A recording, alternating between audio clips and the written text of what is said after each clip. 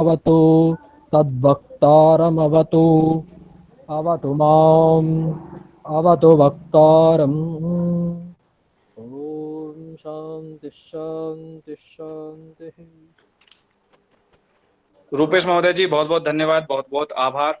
और कौशलेश महोदय जी आपका स्वागत है, और आपको सभी विद्यार्थियों की तरफ से, मेरी तरफ से आपके चरणों में वंदन, अभिनंदन और आपका स्वागत है। और मैं आपसे निवेदन करूंगा कि कक्षा को प्रारंभ करें।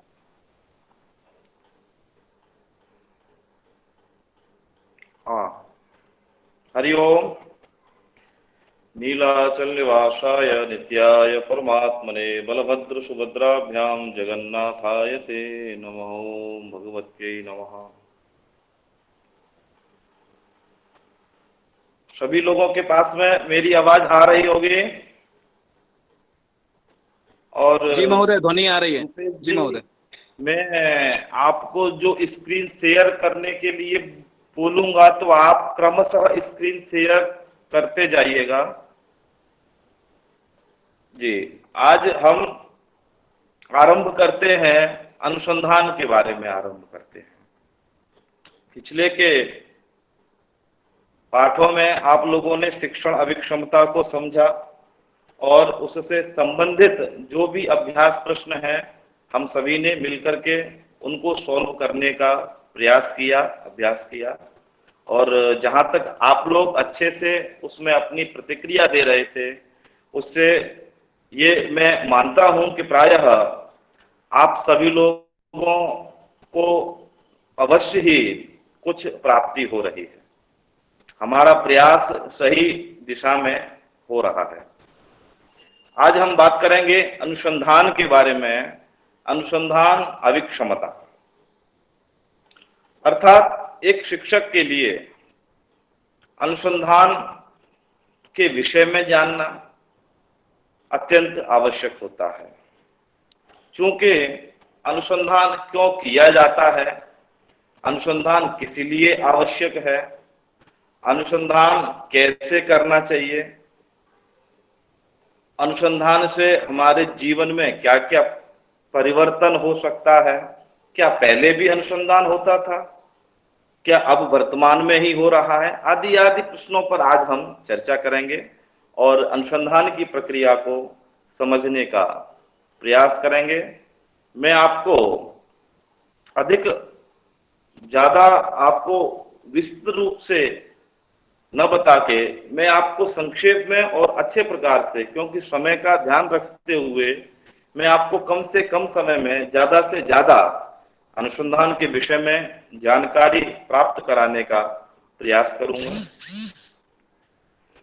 तो सबसे पहले मैं रूपेश जी से अनुरोध करता हूं, कृपया सहयोगी रूपेश जी फर्स्ट जो स्लाइड है उसको शेयर करेंगे।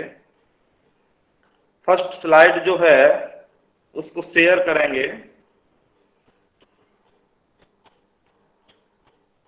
जैसे कि हम बात करते हैं अनुसंधान के बारे में, अनुसंधान क्या है, तो इंग्लिश में इसी को हम रिसर्च के नाम से जानते हैं। इंग्लिश में अनुसंधान को हम रिसर्च कहते हैं, हिंदी में हम इसको अनुसंधान या शोध कहते हैं। ठीक है। रिसर्च शब्द आपका दो शब्दों से मिलकर के बना होता है। जैसे कि आपके सामने स्क्रीन पर दिखाई दे रहा होगा, री प्लस सर्च। री का तात्पर्य होता है अगेन एंड अगेन, आगे और आगे, और सर्च का मतलब होता है अन्वेषण करना, खोजना। तो यहां पर रिसर्च शब्द का शाब्दिक अर्थ होता है सर्च अगेन एंड अगेन, अर्थात खोजना आगे और आगे, अर्थात ज्यादा से ज्यादा अन्वेषण करना, जानकारी प्राप्त करना, ज्ञान प्राप्त करना ही रिसर्च कहलाता है। आगे भी आप देख सकते हैं, ये लिखा हुआ है, research is search for knowledge in A scientific and systematic way. अनुसंधान क्या है? व्यवस्थित और वैज्ञानिक रूप से ज्ञान की खोज करना ही अनुसंधान कहलाता है। अब आप देखेंगे कि व्यवस्थित, अर्थात इसमें किसी भी प्रकार का अव्यवस्था नहीं होनी चाहिए। और वैज्ञानिक रूप से, जब यहाँ पर वैज्ञानिक शब्द बोलते हैं तो हम ये मानते हैं कि अर्थात विज्ञान से सम्मत, अर्थात विज्ञान जिस प्रकार से सत्य का प्रतिपादन करता है उसी प्रकार से वैज्ञानिक रूप से व्यवस्थित और वैज्ञानिक रूप से ज्ञान की खोज करना। आप कल्पना के आधार पर कुछ नहीं कह सकते। आप जैसे आप सोचते हैं कि अनुमान लगा करके हमने किसी बात को बता दिया, या किसी के विषय में हमने अपना एक अनुमान लगा लिया, तो इस प्रकार से जब हम नए ज्ञान की खोज करते हैं, नए तथ्यों की खोज करते हैं, नए सिद्धांतों का जब हम प्रतिपादन करते हैं, तो वो अनुसंधान नहीं कहा जा सकता। उसको अनुसंधान कहलाने के लिए उसको व्यवस्थित होना चाहिए और उसको वैज्ञानिक रूप से प्रमाणित होना चाहिए।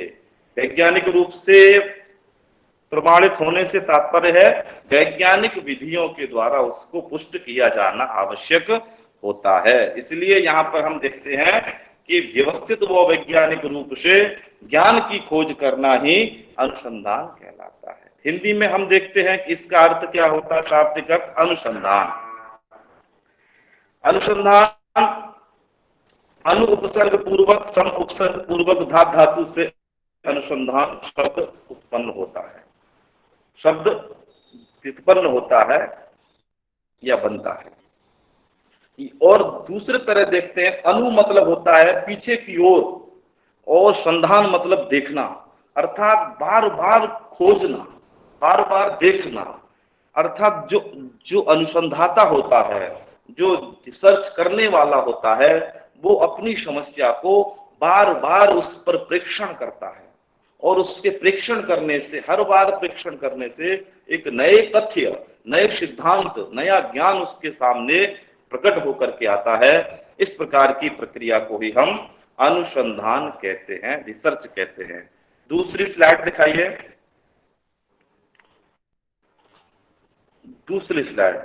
इसमें भी आप देखेंगे वही बात यहाँ पर बताया गया है कि अनुसंधान द्वारा उन प्रश्नों का उत्तर खोजने का प्रयास किया जाता है जिनका उत्तर मनुष्य स्वयं नहीं जानता। अब देखिए, ऐसे बहुत से प्रश्न हैं हमारे जीवन में, हम देखते हैं बहुत सारे प्रश्न हमारे सामने खड़े होते हैं, प्रत्येक पद पर कई प्रश्न खड़े हो जाते हैं।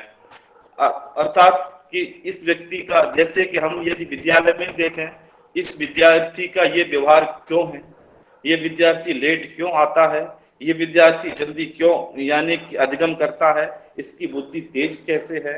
हम समाज में भी देख सकते हैं कि समाज में एक वर्ग ऐसा क्यों है। बहुत सारे क्वेश्चन हैं। भारतवर्ष की जनसंख्या क्यों ज्यादा बढ़ रही है, भारतवर्ष में शिक्षा का स्तर नीचे किस लिए है।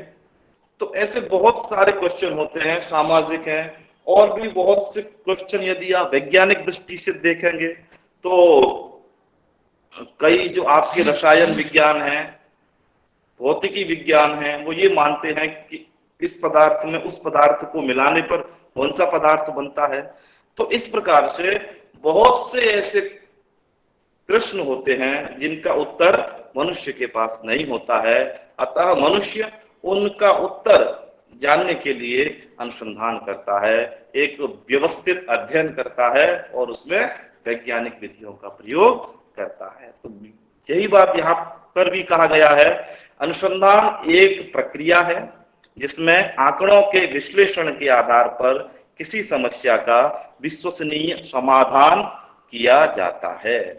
अनुसंधान एक प्रक्रिया है, एक मतलब कि किसी के द्वारा किसी के सामने कोई समस्या आई, जैसे देखेंगे आप, किसी के सामने कोई समस्या आती है, कोई जानना चाहता है कि इस शहर के, जैसे दिल्ली शहर के जितने भी डॉक्टर हैं उनका अपने रोगियों के प्रति कैसी अभिवृत्ति है, इसके बारे में जानना।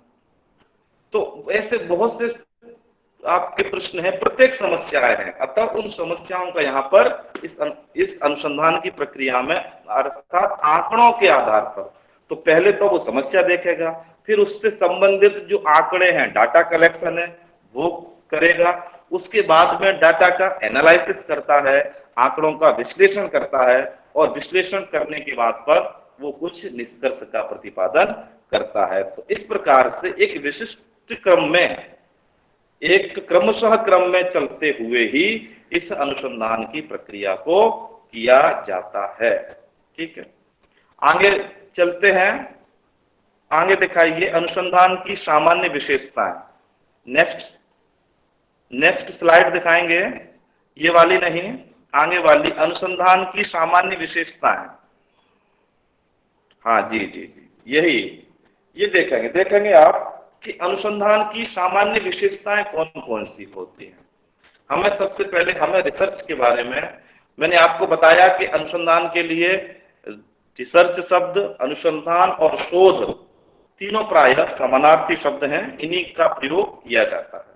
ठीक है, अनुसंधान, रिसर्च, और इस अनुसंधान को करने वाले को अनुसंधाता कहते हैं। ठीक है, जो अनुसंधान को करता है, अनुसंधाता अर्थात अथवा शोधार्थी, शोध करने वाला, शोध को चाहने वाला, अर्थी नाम चाहने वाला। आगे देखेंगे कि अनुसंधान की सामान्य विशेषताएं क्या क्या होती है। नंबर 1 है, अनुसंधान की प्रक्रिया से नवीन ज्ञान की वृद्धि एवं विकास किया जाता है। इस अनुसंधान की प्रक्रिया के द्वारा मानवों के नवीन ज्ञान में वृद्धि होती है और इसका विकास किया जाता है। हमारा जो नया ज्ञान, क्योंकि देखिए पहले हम बहुत सी बातें नहीं जानते थे, पूर्व में कहा जाता था, लोगों में एक भ्रामक थी कि हमारी पृथ्वी सूर्य की परिक्रमा करती है। पहले कहा जाता था कि सूर्य धरती की परिक्रमा करता है। हम देखते ही थे, सूर्य पूर्व दिशा में उदय हुआ और शाम को चलते चलते पश्चिम में चला जाता था। तो एक सामान्य, हम अपनी कल्पना के आधार पर ये अनुमान लगा करके इसको सत्य मानते थे कि सूर्य हमारी धरती का चक्कर लगाता है। किंतु जब वैज्ञानिकों ने अनुसंधान किया, खगोलविदों ने जब अनुसंधान किया, तो क्या किया, उन्होंने उस पुरानी अवधारणा को असत्य बताकर, मिथ्या बता करके नवीन ज्ञान में वृद्धि की और उसका विकास किया। उन्होंने बताया कि नहीं नहीं, सूर्य अपनी जगह पर स्थित है, अपितु हमारी पृथ्वी सूर्य की परिक्रमा करती है। अन्य और भी जितने अन्य ग्रह हैं वो भी सभी सूर्य की परिक्रमा करते हैं। तो इस प्रकार से आप देखेंगे कि अनुसंधान करने से नवीन ज्ञान में हमारी वृद्धि होती है और विकास होता है। ठीक है, दूसरा बात है, दूसरी विशेषता होती है, इसमें सामान्य नियमों तथा सिद्धांतों के प्रतिपादन पर बल दिया जाता है।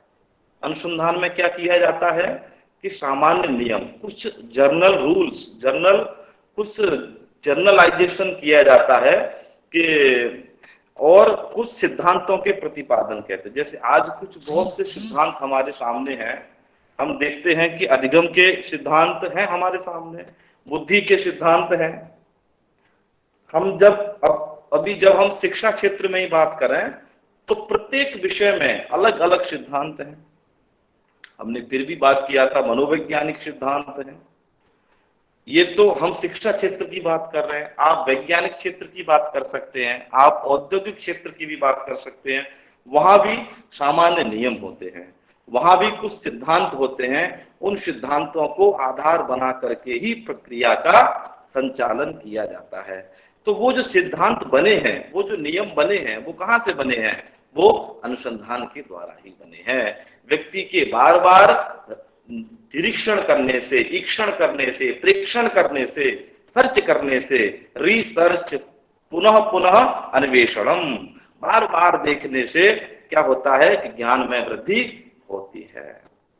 तो यहाँ पर अनुसंधान की सामान्य विशेषताओं में इससे क्या होता है कि इसमें सामान्य नियमों तथा सिद्धांतों के प्रतिपादन पर बल दिया जाता है।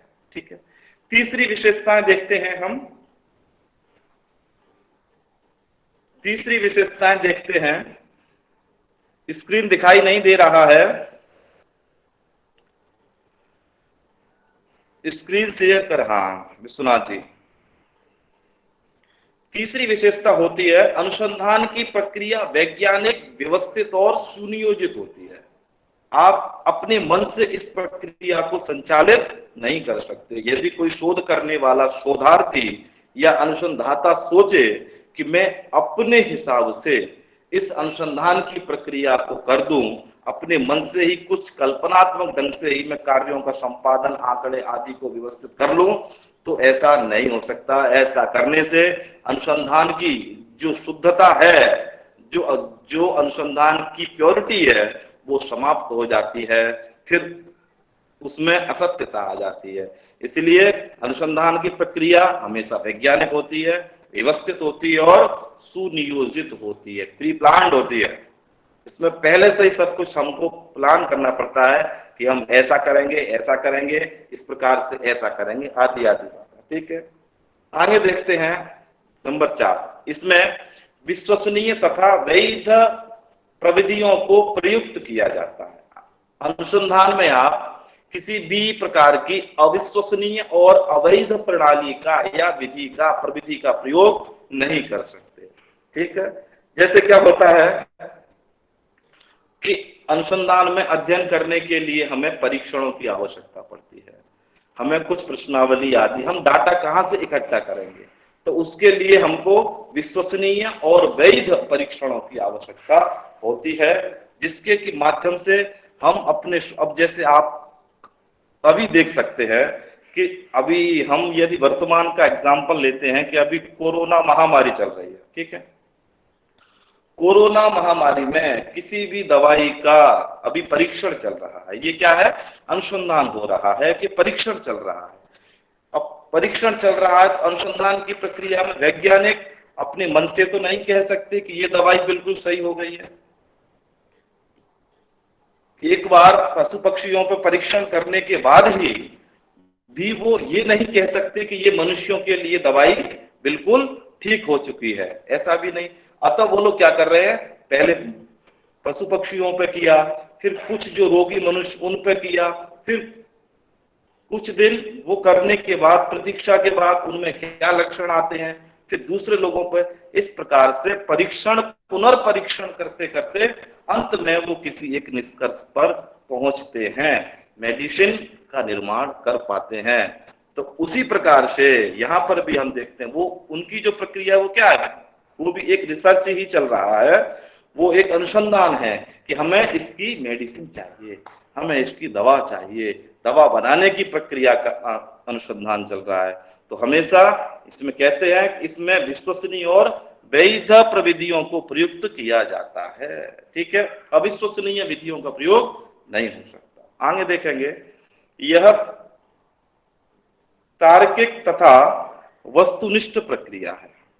यह तार्किक तथा वस्तुनिष्ठ प्रक्रिया है। देखिए, वैज्ञानिक विधियों का सबसे बड़ा गुण क्या होता है कि उनकी विशेषता ये होती है कि उनका जो परिणाम, जो रिजल्ट, जो निष्कर्ष आज आया है, आज इसके यदि आप उसको बाद में भी करेंगे तो भी रिजल्ट वह ही आएगा, रिजल्ट उससे भिन्न नहीं आएगा। यही वैज्ञानिक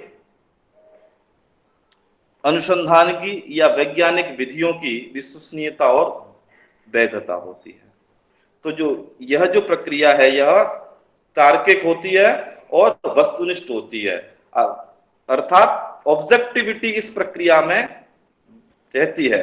आप पूरी प्रक्रिया को किसी के सामने बता सकते हैं कि जैसे हमने इस दवाई को यहां से बनाया, इसके बाद हमने ये किया, उसके बाद हमने वो किया, पूरी प्रक्रिया आप अपने एक चरणबद्ध तरीके से सबके सामने रख सकते हैं। इसमें किसी भी प्रकार की सब्जेक्टिविटी नहीं, अर्थात आत्मनिष्ठता नहीं होती है।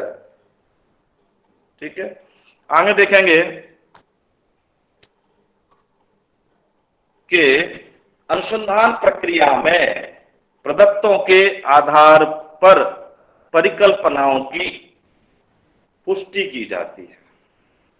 अनुसंधान की प्रक्रिया में परिकल्पनाओं के आधार पर,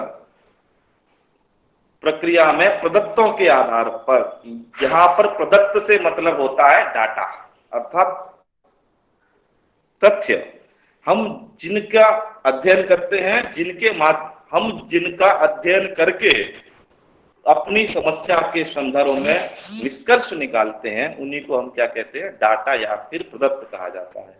तो इस प्रक्रिया में प्रदत्तों के आधार पर परिकल्पनाओं की पुष्टि की जाती है।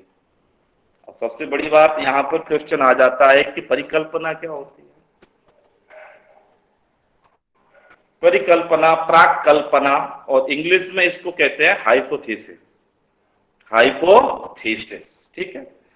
परिकल्पना का मतलब होता है कि अनुमान लगाना, एक संभावित अनुमान, समस्या के संदर्भ में एक संभावित अनुमान लगाना ही क्या कहलाता है, परिकल्पना कहलाता है। देखिए, जैसे एक डॉक्टर यदि कोई ऑपरेशन करने जा रहा है, एक डॉक्टर कोई ऑपरेशन करने जा रहा है, तो वो ऑपरेशन करने से पहले उस मरीज के पूरे प्रक्रिया का एक बार निरीक्षण करता है और उसके ऑपरेशन की रूपरेखा को अपने मस्तिष्क में पहले से पूरा सेट कर लेता है कि हमको कैसे, कब, क्या क्या करना होगा।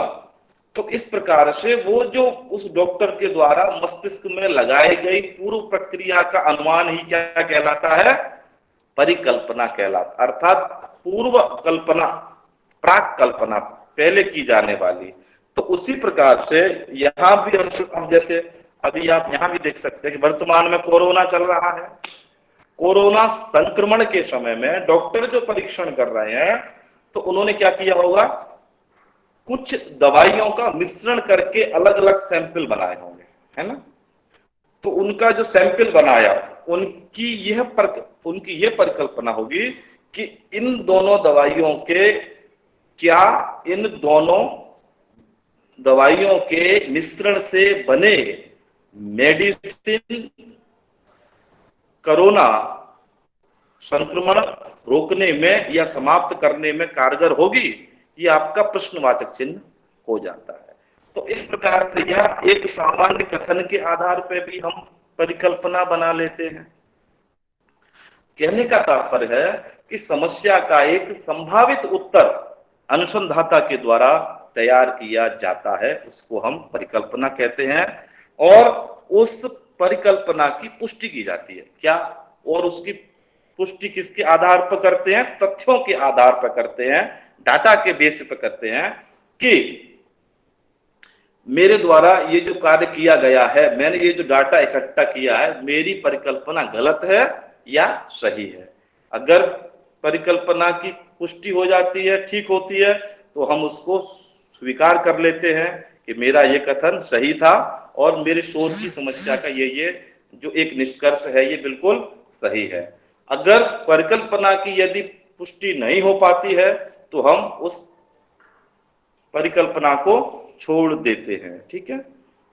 तो इस प्रकार से यहां पर परिकल्पनाओं की भी पुष्टि होती है। आगे देखेंगे 7 नंबर महत्व है इसका।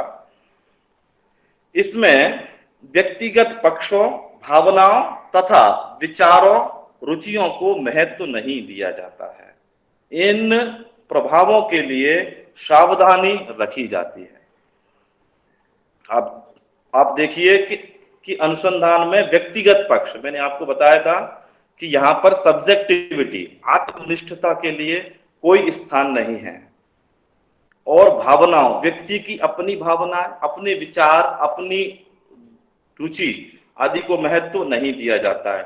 और यथासंभव यह कोशिश की जाती है कि हम इनके प्रभावों को रोक सकें, इनका हमारे अनुसंधान पर कोई भी प्रभाव नहीं पड़ना चाहिए। ये इस अनुसंधान की विशेषता है। आगे देखेंगे, शोध कार्य में गुणात्मक तथा परिमाणात्मक प्रदत्तों की व्यवस्था की जाती है और उनका विश्लेषण करके निष्कर्ष निकाले जाते हैं। देखेंगे आप आगे भी, ये भी आपके 2 प्रकार के शोध हैं। कौन कौन सा? एक गुणात्मक और एक परिमाणात्मक, क्वालिटेटिव और क्वांटिटेटिव। क्वालिटेटिव जो गुण होता है वहां पर गुणों के आधार पर हम कुछ निष्कर्षों का प्रतिपादन करते हैं। उस शोध कार्य में हम गुणों को ज्यादा, गुणों के आधार पर हम कैटेगरी में बांट करके वहां पर अपने समस्या का अध्ययन करते हैं। और वहां पर जो आंकड़े होते हैं वो प्राय गुणात्मक ही होते हैं। और जो आपके क्वांटिटेटिव जो डाटा होता है, जहां पर आपके परिमाणात्मक प्रदत्त होते हैं, वहां पर हम नंबर, संख्या आदि के माध्यम से हम अपने तथ्य का संकलन करते हैं और उनका विश्लेषण करके हम निष्कर्ष निकालते हैं। तो ये आपको समझ में आया होगा कि अनुसंधान की विशेषताएं कौन कौन सी होती हैं। ठीक है, आगे देखेंगे, नेक्स्ट स्लाइड दिखाएंगे विश्वनाथ जी। नेक्स्ट स्लाइड दिखाएंगे, नहीं ये नहीं, और थोड़ा इसको बदल, नहीं इधर चलिए, type of research, type of research, और पीछे चलिए, हाँ ये वाला, ठीक है यही वाला चल रहा है, टाइप ऑफ रिसर्च। अब देखेंगे आप, देखिए अनुसंधान के प्रकार, अनुसंधान के कई प्रकारों में वर्गीकरण करते हैं। ठीक है, on the basis of objective of research, हम यहां पे बात करते हैं कि उद्देश्यों के आधार पर, उद्देश्यों के आधार पर अनुसंधान के प्रकार। जैसे आप देखेंगे इसमें सबसे प्रथम नंबर पर है बेसिक और फंडामेंटल रिसर्च, अर्थात मौलिक अनुसंधान। इसी का दूसरा नाम होता है मूलभूत अनुसंधान। ठीक है, दूसरा जो यहां पर रिसर्च है उसका नाम है अप्लाइड रिसर्च, अनुप्रयुक्त अनुसंधान। इसका दूसरा नाम हम कह सकते हैं व्यावहारिक अनुसंधान या व्यावहारिक शोध। ठीक है, तीसरे का नाम एक्शन रिसर्च, क्रियात्मक अनुसंधान। ठीक है, पहला आपका बेसिक या फंडामेंटल रिसर्च, मौलिक अनुसंधान, अप्लाइड रिसर्च और एक्शन रिसर्च। ठीक है, ये तीन अनुसंधान के प्रकार उद्देश्यों के आधार पर होते हैं। नेक्स्ट, इसके बाद इस स्लाइड दिखाएंगे विश्वनाथ जी, अनुसंधान के प्रकार में नहीं, हाँ यही वाली, जी जी जी, इसमें देखेंगे आप वो बातें जो दो प्रकार हैं, जो तीन प्रकार के मुख्य रूप से है।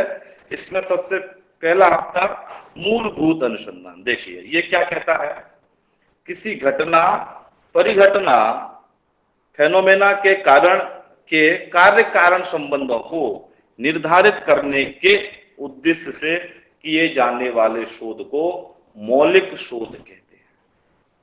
ठीक है, सामान्यतः मैं आपको इसका सरल भाषा में ये क्या करता है, इस अनुसंधान में क्या होता है कि कोई भी घटना होती है या परिघटना होती है, उस घटना के कार्य कारण जो संबंध, देखिए शोध में क्या होता है, प्रायः कार्य और कारण के संबंध का अध्ययन किया जाता है। अर्थात ये कार्य, अगर ये कारण है तो ये कार्य होगा, अगर ये कार्य हुआ है तो ऐसा कारण रहा होगा। इस प्रकार के जो अनुसंधान होते हैं, जो रिसर्च होते हैं, उनको हम मूलभूत अनुसंधान कहते हैं, फंडामेंटल रिसर्च या बेसिक रिसर्च कहते हैं। जैसे देखेंगे आप इन अनुसंधानों में, ये अनुसंधान प्राय, जैसे किसी ने कहा कि पहले किसी ने किसी ग्रह की खोज की, किसी ने ब्रह्मांड की खोज की, किसी ने कोई ऐसा एक नियम बनाया जो जिस नियम के बारे में पहले से कोई जानकारी नहीं थी, जो एक नए सिद्धांत का प्रतिपादन किया, नए नियम का प्रतिपादन किया, परस्पर पदार्थों के मिलने से, कुछ परस्पर विचारों के मिलने से, इत्यादि प्रकार से उन्होंने जब एक नया कुछ ज्ञान अर्जन किया, एक मूल ज्ञान में खोज की, वृद्धि की, वैसे ज्ञान जैसे किए गए कार्यों को हम यहाँ पर मूलभूत अनुसंधान में रखते हैं। इससे क्या होता है कि नए तथ्यों का प्रतिपादन होता है, नए विचारों का प्रतिपादन होता है, नए ज्ञान का अन्वेषण किया जाता है, आदि आदि जो कुछ आज हम देखते हैं कि मनुष्य ने विज्ञान में कितनी प्रगति की, मनुष्य की जल थल वायु सभी में समान रूप से गति है। तो ये जो गति हुई व्यक्ति की, वो कहां से हुई कि मूलभूत अनुसंधान में पुनः पुनः रिसर्च करने से, उनमें एक नए सिद्धांतों का प्रतिपादन करने से वहां पर नए बातें निकल के सामने आई। तो इस प्रकार का जो किया जाने वाला अनुसंधान होता है वो मूलभूत अनुसंधान कहलाता है। आप सभी की समझ में आ रहा होगा। हाँ, आगे देखेंगे प्रयुक्त अनुसंधानम। देखिए प्रयुक्त अनुसंधानम, इसी का मैंने आपको दूसरा नाम बताया था, अनुप्रयुक्त अनुसंधानम या व्यावहारिक अनुसंधानम। देखिए मैंने आपको बताया था व्यावहारिक अनुसंधानम, ठीक है। ये क्या कहता है, जो आपका अप्लाइड रिसर्च है, ये क्या कहता है कि किसी घटना परिघटना के कार्य कारण संबंधों को निर्धारित करने के साथ साथ उनसे उत्पन्न समस्याओं के समाधान या निदान के लिए किए जाने वाले शोध को व्यावहारिक शोध कहते हैं। देखिए मैंने आपको पहले बताया था कि जो मूलभूत अनुसंधान है, जो फंडामेंटल रिसर्च है, उससे जो सामाजिक समस्याएं होती हैं, देखिए आप समाज में बहुत सी समस्याएं हैं, बहुत सी प्रॉब्लम है समाज, उनका हमें जब अध्ययन करना होता है, उनका जब हमको समाधान करना होता है कि उत्तर प्रदेश के समस्त डॉक्टर की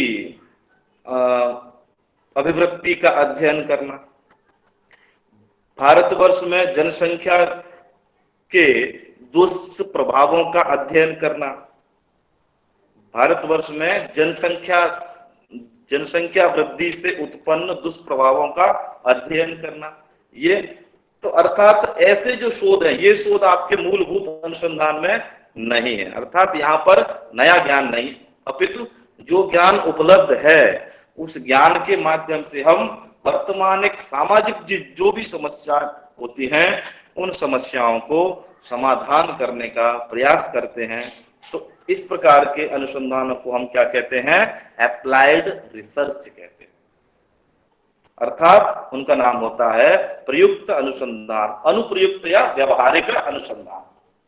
अर्थात कि व्यवहार रूप में सामाजिक समस्याओं का, सामाजिक हो, राजनैतिक हो, आर्थिक हो, पारिवारिक हो, सभी प्रकार की समस्याओं का यदि वहां पर समाधान करने का प्रयास किया जाएगा, उनका अध्ययन करने का प्रयास किया जाएगा, तो वो आपका अप्लाइड रिसर्च की स्टडी में आता है।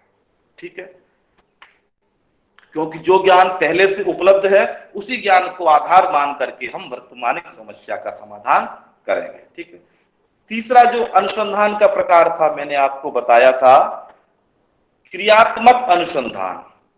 पीछे साइड में आपको मैंने बताया है, नहीं, क्रियात्मक अनुसंधान, जी जी जी, एक्शन रिसर्च, ये जो अभी आपने, हाँ ये वाला तीसरा, ये जो देखिए दो वाले, एक मौलिक अनुसंधान फंडामेंटल रिसर्च, अनुप्रयुक्त अनुसंधान या व्यवहारिक अनुसंधान अप्लाइड रिसर्च, ये दोनों ही रिसर्च। अब हम देखिए बात करते हैं कि अब हमको क्या होता है कि शिक्षा की प्रक्रिया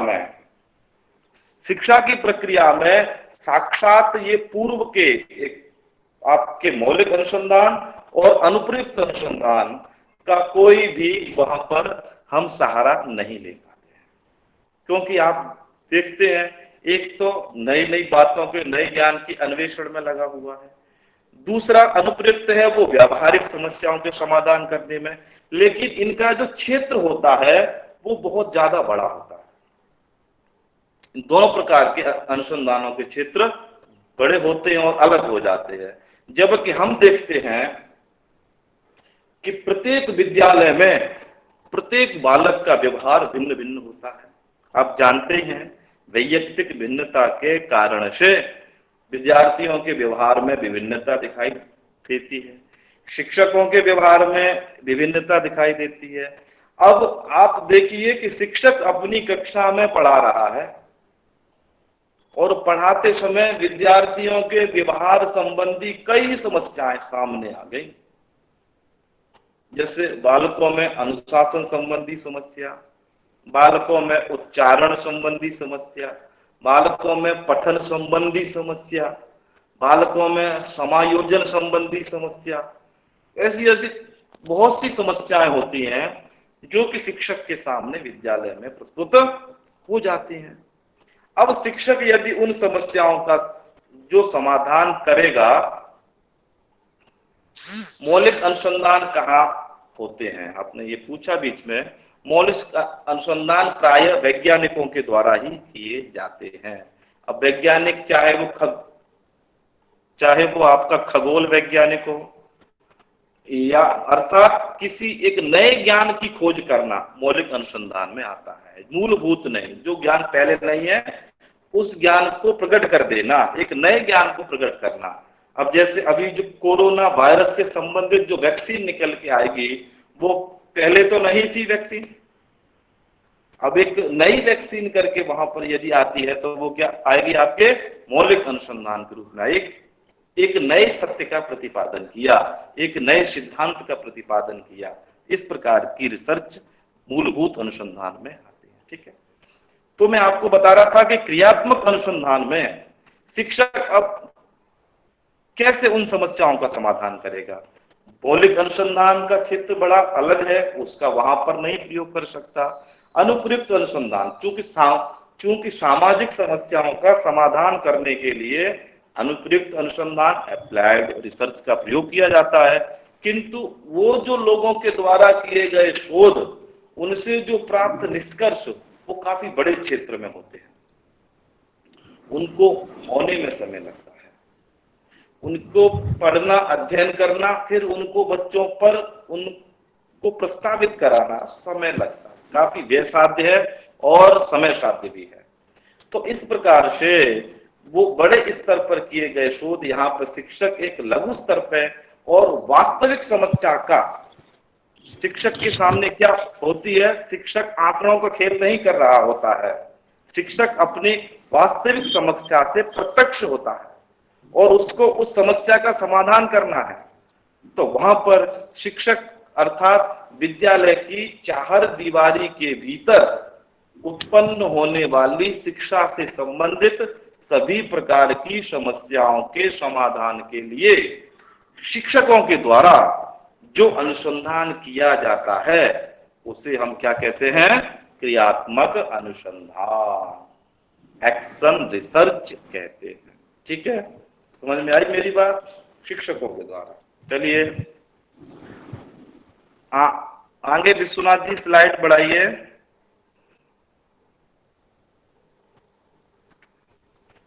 अब देखेंगे हम, आप देखेंगे सबसे लास्ट वाली बता दीजिए। हाँ चलो चलो कोई बात नहीं, यही देखते हैं।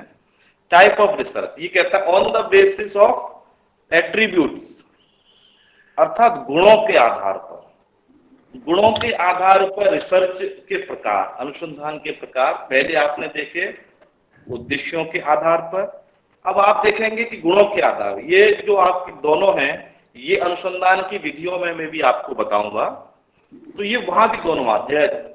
जैसे सबसे पहले आता है, मैं आपको बता ही चुका हूं, गुणात्मक अनुसंधान क्वालिटेटिव रिसर्च और मात्रात्मक अनुसंधान क्वांटिटेटिव रिसर्च। देखिए गुणात्मक अनुसंधान में कुछ गुणों के आधार पर, कैटेगरी के आधार पर वर्गीकरण करके हम क्या करते हैं, अनुसंधान करते हैं। मात्रात्मक अनुसंधान में हम जब केवल यहाँ पर नंबरों के माध्यम से ही हम अध्ययन करते हैं, केवल नंबर के आधार पर। आप इससे पीछे, इसके आगे वाली स्लाइड दिखाइए विश्वनाथ जी। जी जी जी जी, देखिए ये आपका है क्या, आपका प्रथम आपका मात्रात्मक शोध। मात्रा मतलब क्वांटिटेटिव, अर्थात इस शोध में चरों का संख्या या मात्रा के आधार पर विश्लेषण किया जाता है। आप देखेंगे कि इस शोध में संख्या अर्थात नंबर का प्रयोग किया जाता है। जैसे आपने कहा कि किसी विद्यालय में 1000 छात्र अध्ययन करते हैं, तो आप ये जानना चाहेंगे कि कितने बच्चों के 60% यहाँ पर नंबर आए। इस विद्यालय में 60%, 60% नंबर कितने विद्यार्थियों ने प्राप्त किए, आप ये जानना चाहते हैं। इसके आधार पर आप कुछ विश्लेषण करेंगे, तो ये आपका मात्रात्मक शोध है, क्योंकि आपने यहाँ पर नंबरों का प्रयोग किया। ठीक है। दूसरा जो आपका गुणात्मक शोध है, क्वालिटेटिव रिसर्च जो है, इस शोध में चरों का वेरिएबल्स का उनके गुणों के आधार पर विश्लेषण किया जाता है। इसमें उनके गुणों के आधार पर, जैसे जो वेरिएबल्स होते हैं, जो चर होते हैं, चर का तात्पर्य हम जिनका अध्ययन करते हैं उनको चर कहते हैं। ठीक है।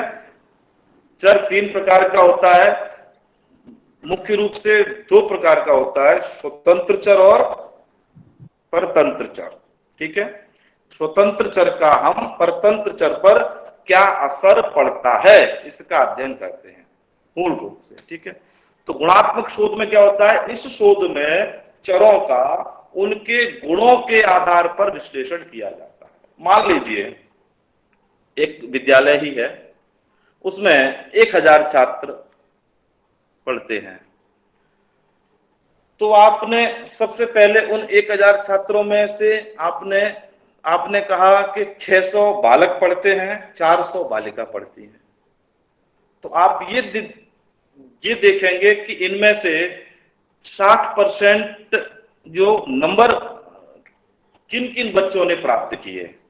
तो ये जानने के लिए आप पहले 600 आपके बालक हैं, 400 आपकी बालिकाएं हैं, तो पहले तो आप उनके गुणों के आधार अर्थात विद्यार्थियों के गुणों के आधार पर आपने बालक और बालिका की 2 श्रेणी भी आपने विभाजित कर दी। उनमें 60% आपने देखे। उसके बाद फिर आप उनकी और श्रेणी विभाजित करते हैं कि कौन प्रतिभाशाली था, कि कौन सामान्य वर्ग का था, कौन आरक्षित वर्ग का है। इस प्रकार से देखते हैं। कोई बालक यदि विशिष्ट बालक है, अगर कोई बालक विकलांग बालक है, उसने कितने प्रतिशत अंक प्राप्त किए, अगर यानी कि 60% अंक यदि उस बालक ने प्राप्त किए, तो अर्थात वो बालक सामान्य वर्ग के बालकों के बराबर है। तो आप देखेंगे कि इस प्रकार से इस गुणात्मक शोध में उनके गुणों के आधार पर हम अध्ययन करते हैं और अध्ययन के बाद हम विश्लेषण करते हैं। तो इस प्रकार से आप ये देखेंगे कि गुणात्मक शोध होता है। ठीक है। आगे विश्वनाथ जी सबसे अंतिम वाली स्लाइड दिखाइएगा। हाँ जी जी जी, वही जो अभी आपने दिखाई थी। जी जी, ये आपके सामने है कि शोध के चरण या सोपान, स्टेप ऑफ रिसर्च, आप में इस पर लिखना स्मरण हो गया। स्टेप ऑफ रिसर्च आप देख सकते हैं, शोध के चरण या शोध के सोपान या अनुसंधान के सोपान कौन कौन से हैं वो आप देखिए। सबसे पहले क्या होता है, समस्या की पहचान, प्रॉब्लम आइडेंटिफिकेशन। किसी भी अनुसंधानकर्ता को, पहले मैं सबको बताता हूं, बाद में सबको मैं एक एक करके विश्लेषित करता हूं। Problem identification. दूसरा है आपका प्राक कल्पना का निर्माण, क्रिएशन ऑफ हाइपोथेसिस। तीसरा सोपान है आपका अनुसंधान विधि का निर्माण, क्रिएशन ऑफ रिसर्च मेथड। चतुर्थ है आपका आंकड़ों का संकलन। पांचवा है आपका आंकड़ों का विश्लेषण। और छठवां है आपका निष्कर्ष तथा शोध लेखन, कंक्लूजन्स एंड रिसर्च राइटिंग। देखिए, शोध के ये सोपान होते हैं 6। कहीं कहीं किसी वैज्ञानिक या अनुसंधानविद की दृष्टि में इन्हीं में से थोड़ा 1-2 आगे पीछे कर दिया जाता है, ठीक है। लेकिन ये जो एक सिस्टमैटिक चलने वाली प्रक्रिया, इन्हीं स्टेप को फॉलो करके ही अनुसंधान किया जाता है मूल रूप से। जैसे सबसे पहले होता है समस्या की पहचान। आपको शोध करने के लिए पहले सबसे प्रथम कार्य अनुसंधाता का होता है कि वो अपने लिए समस्या की पहचान करे, समस्या का चुनाव करे कि भाई कि आखिर में वो किस विषय पर शोध करना चाहेगा। हम जैसे ये देखते हैं कि जो अनुसंधान करने वाले छात्र होते हैं, प्राय हमारे यहाँ भारतीय व्यवस्था में जिस विषय में हमने पीजी किया होता है, हम उसी विषय में अनुसंधान कार्य कर सकते हैं। तो सबसे पहले हम जिस विषय में पीजी, हम क्यों उस विषय में करते हैं? क्योंकि हमने उसके बारे में अच्छे से पढ़ा है, हम उसकी प्रकृति को जानते हैं, हम उसके गुण को जानते हैं, हम उसके बारे में कुछ अच्छे और यानी ज्यादा से ज्यादा जानते हैं, इसलिए हम उस विषय में शोध करते हैं। तो सबसे पहला काम क्या होता है? समस्या की पहचान करना। एक अनुसंधाता सबसे पहले वो ये देखता है कि मेरी समस्या क्या है, मुझे कहाँ अध्ययन करना है। बहुत से बच्चे क्या होते हैं कि शुरू में वो बहुत ज्यादा कठिन समस्या लेते हैं, बाद में उसका अध्ययन उतना आसान नहीं हो पाता। इसलिए हमेशा कहते हैं कि अपनी समस्या को टेस्टेबल होना चाहिए, अर्थात आप उसका एक सामान्य रूप से, वैज्ञानिक रूप से आप उसका समाधान कर सके, ऐसी समस्या सुनना चाहिए। किसी ने अपने शोध में समस्या ये चुन ली, गंगा नदी की मछलियों की संख्या पता लगाना। गंगा नदी में कितनी मछलियां रहती हैं, इस समस्या का अध्ययन करना किसी ने अपना विषय ले लिया। तो ये बड़ी नॉन काउंटेबल बात के प्रॉब्लम है, तो यहां पर कोई वैज्ञानिकता प्रमाणित नहीं हो सकती। किसी ने कहा कि भूत प्रेतों का मनुष्यों के साथ में संबंध का अध्ययन, तो ये भी समस्या उतनी व्यवहारिक नहीं है। हमेशा समस्या व्यवहारिक होनी चाहिए कि जिसका समाधान किया जा सके एक अनुसंधाता को। तो प्राय अनुसंधाता सबसे पहले समस्या का समाधान, समस्या की पहचान करता है। ये कैसे पता लगाता है? अपने गाइड के द्वारा पता लगाएगा, अपने मित्रों से या अन्य किताब ग्रंथों के पढ़ने से, अपने पूर्व पढ़े गए अनुभव के आधार पर, अन्य शोध ग्रंथ हैं उनके अध्ययन के आधार पर वो अपने लिए समस्या का निर्धारण करता है। ठीक है, समझ गए मेरी बात? आगे देखेंगे, इस समस्या के पहचान करने के बाद में वो अपने अध्ययन के उद्देश्य आदियों का भी निर्माण कर लेता है। मेरे रिसर्च के उद्देश्य आदि क्या होंगे, आगे देखेंगे। समस्या के बाद में आ जाते हैं कि प्राक्कल्पना का निर्माण, क्रिएशन ऑफ हाइपोथेसिस। अब मैंने कहा था कि प्राक्कल्पना क्या है? कि समस्या के बारे में संभावित उत्तर है। कर्लिंगर महोदय की ये एक डेफिनेशन है कि प्राक्कल्पना समस्या का आनुमानिक संभावित उत्तर है। तो वो आप वहां पर कई परिकल्पनाओं का निर्माण करते हैं। परिकल्पना एक सकारात्मक परिकल्पना, नकारात्मक परिकल्पना और आपके नल हाइपोथेसिस, सांख्यिकीय परिकल्पना जिसे कहते हैं। तो प्राय अनुसंधान में सांख्यिकीय परिकल्पना को बनाना ज्यादा अच्छा रहता है। वहां भी परिकल्पनाएं आपकी दिशा युक्त और दिशाहीन दो प्रकार की होती हैं। तो इस प्रकार से सकारात्मक, नकारात्मक और आपके सांख्यिकीय हाइपोथेसिस अर्थात शून्य परिकल्पना।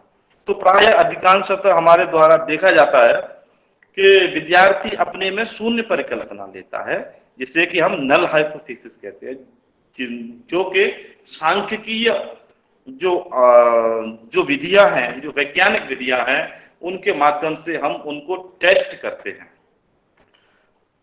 नल हाइपोथेसिस बनाने का उद्देश्य ये होता है कि वहां पर शोधकर्ता ये कहता है इन दोनों चरों के बीच में कोई सार्थक अंतर नहीं है। अगर वो वहां पर सार्थक अंतर बताता है कि दोनों के बीच में सार्थक अंतर है, तो अनुसंधाता अपने अध्ययन के माध्यम से वहां पर अंतर उत्पन्न करने का भी प्रयास कर सकता है, अर्थात अपनी बात को वो वहां पर प्रमाणित करने का प्रयास कर सकता है, जिससे कि शोध में सब्जेक्टिविटी आने की ज्यादा आशंका हो जाती है, आत्मनिष्ठता आ जाएगी, पक्षपात हो जाएगा। और अगर वो ये मना करता है कि दो चरों के बीच में कोई संबंध नहीं है, तो भी वो वहां पर संबंध न स्थापित करने पे बल देने लगेगा। तो इस प्रकार के उभयनिष्ठ पक्षपात से बचने के लिए अनुसंधाता वहां पर नल हाइपोथेसिस सांख्य की परिकल्पना का निर्माण करता है कि दोनों चरों के बीच में कोई संबंध, कोई सार्थक अंतर नहीं है। अगर सकारात्मक में अगर अंतर आता है तो ये बात स्वीकार कर ली जाती है, अगर अंतर नहीं आता है तो ये बात स्वीकार नहीं की जाती है। इस प्रकार से प्राक्कल्पनाओं का निर्माण होता है। ठीक है, इसके बाद होता है अनुसंधान विधि का निर्माण, क्रिएशन ऑफ रिसर्च मेथड। देखिए, अब अनुसंधान प्राक्कल्पना बनाने के बाद में अनुसंधाता के सामने समस्या होती है कि वो कौन सी विधि का चयन करे, विधि का चयन कैसे करे जिससे कि इस समस्या को समाधान किया जा सके। बहुत सी विधियां हैं, प्रयोगात्मक विधियां हैं, प्रयोगात्मक शोध भी होते हैं। अब प्रयोगात्मक शोध में भी बहुत सी विधियां हैं, सर्वेक्षण विधि है, ऐतिहासिक विधि है, व्यक्तिवृत्त अध्ययन विधि है। सर्वेक्षण विधि में भी कई विधियां, उसकी 100 मेथड्स हैं। तो प्रायः कौन सा रिसर्च की विधियां ले जिससे कि वो अपने इस अनुसंधान को पूरा करे। तो सबसे पहले यहाँ पर अनुसंधाता को देखना पड़ता है कि उसकी समस्या का क्षेत्र कौन सा है, उसकी समस्या किस क्षेत्र से संबंधित है। अगर समस्या की प्रकृति अगर ऐतिहासिक है, अगर इतिहास से संबंधित है, तो प्रायः वो अपने शोध में ऐतिहासिक विधि का प्रयोग करेगा। अगर समस्या की जो प्रकृति है, समस्या का जो क्षेत्र है, वो अगर प्रयोगात्मक क्षेत्र से, अर्थात वो यानी कि प्रयोग, कारण और प्रभाव, दो चरों के बीच में जब कारण और प्रभाव का अध्ययन किया जाता है, उसको हम प्रयोग कहते हैं, एक्सपेरिमेंट कहते हैं। मतलब आपने देखो ना एक्सपेरिमेंट के अधिगम के शास्त्रीय अनुकूलन सिद्धांत में आपने देखा होगा पावलोव के में कि केवल घंटी बजाने से भी धीरे धीरे वो अनुबंधन लाला स्राव के साथ हो जाता है। तो प्रायः यानी कि प्रयोग में दो की आवश्यकता होती है, एक स्वतंत्र चर और परतंत्र चर। ठीक है, हम आगे की कक्षाओं में, कल कक्षाओं में ये सब बातों को और अच्छे से देखेंगे इसके विषय में। अभी समय समाप्त होने वाला है प्रायः, कल जो बचा है उसके बारे में हम कल चर्चा करेंगे। इसी को बस खत्म करता हूं। तो अनुसंधान विधि का निर्माण, मैंने वही आपको बताया कि समस्या की जो प्रकृति होती है, यदि समस्या की प्रकृति यदि सर्वेक्षणात्मक है, सर्वे वाली है, तो वहां पर आपको सर्वे विधि का प्रयोग करना पड़ेगा। यदि समस्या के प्रति वहां पर दार्शनिक प्रवृत्ति वाली होती है, दर्शन के विचारों आदि में हो जाती है, तो वहां पर आपको दार्शनिक विधि का अध्ययन, वहां पर चयन करना पड़ता है। तो प्रायः समस्या की प्रकृति और उसके क्षेत्र के आधार पर ही हम अनुसंधान की विधि का निर्माण करते हैं और उसकी एक डिजाइन बनाते हैं। इसी में डिजाइन में बनाते समय, इसी डिजाइन को बनाते समय ही हम ये सब निर्धारित कर लेते हैं कि चर कौन होगा, विधि कौन होगी, न्यायादर्श क्या होगा, जनसंख्या क्या होगी, आदि आदि ये सब बातें हम डिजाइन। कल हम फिर से इसी जगह से आगे की चर्चा करेंगे। आप सभी को बहुत बहुत धन्यवाद। जी बहुत बहुत आभार महोदय जी। जी जी महोदय, जी महोदय, जी महोदय जी, बहुत बहुत आभार, बहुत बहुत प्रणाम। बहुत ही अच्छे तरीके से आपने आज विषय वस्तु हम लोग के समक्ष रखी। और जिन विद्यार्थियों का कुछ विषय छूट गया होगा यार, आज बहुत से लोग नहीं आ पाए होंगे, वो संस्कृत प्रदेश यूट्यूब चैनल पर जाकर इस पूरे लेक्चर को दोबारा पुनः देख सकते हैं। तो हम पुनः कल 5:30 बजे मिल